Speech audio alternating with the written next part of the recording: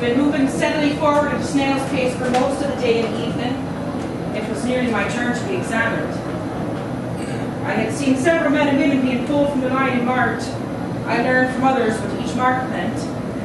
EX meant someone needed to be examined further. C meant a suspected eye condition. S indicated the elderly. One woman was with child, another appeared to be lame. And then I saw Ida a little way ahead of me. She was being marked. I heard her cry, "Don't mark me, please don't mark me," she cried. Before I knew what I was doing, I shouted, "Leave her alone, why are you marking her?" Ida turned at the sound of my voice. I felt a hand grip my shoulder hard. I saw from the corner of my eye it was Aileen. The room grew silent. Hundreds of voices grew silent. They all stared at me. The man who had marked Ida turned his gaze upon me.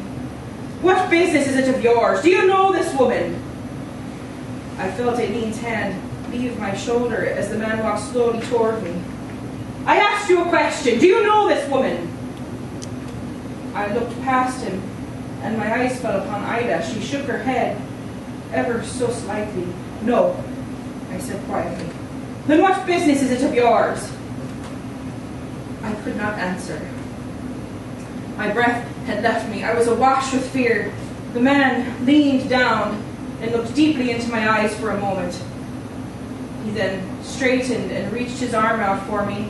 I felt him mark my shoulder with the chalk. It was an X with a circle around it. A woman behind me gasped. I'm sure it was Aileen. I was escorted from the line and taken to the room where the other passengers who had been marked had gone, including Ida. A matron stood there. She inspected my mark, made a notation on my health certificate, and then made me disrobe in front of everyone, men and women alike. There was no curtain to separate us. She examined me most thoroughly.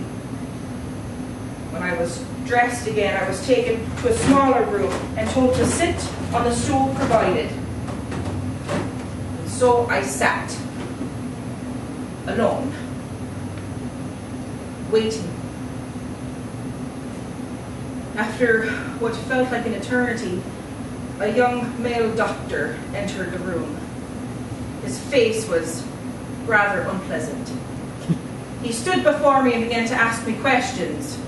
What is 2 plus 2? What is 3 plus 3? Do you wash stairs from the bottom up or from the top down? This question I found rather insulting. So I said, I don't know. I don't wash stairs. He then placed a puzzle board on my lap. It had little sticks with shapes on the ends. I was to place each shape in its proper place on the board. This too I passed. Then came more questions. What is your name? Ain't it? Do you have a job waiting for you in America? No. Do you have family here? No. Why did you speak out on behalf of that woman? I hesitated. Only for a moment. But I hesitated. I had not seen Ida since we were inspected by the matron. I did not know if she was being subjected to the same questions or if she had been allowed to go back to the line.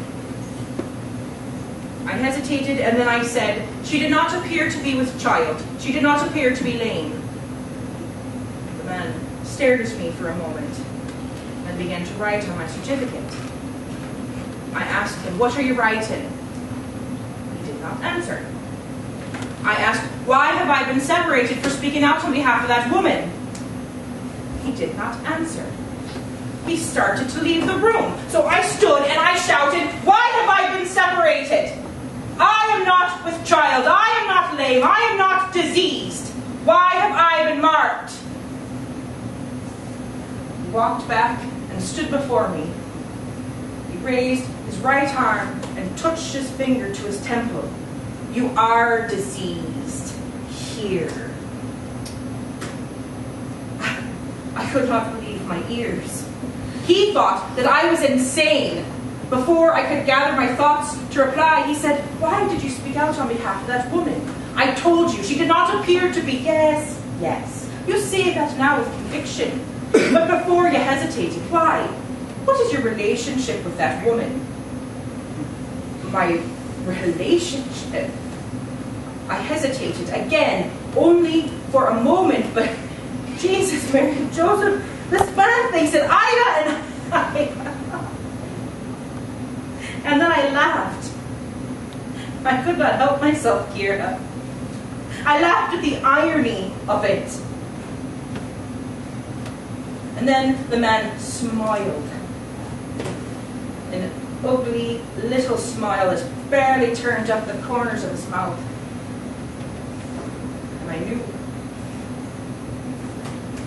knew that all hope of seeing Brianna again was lost.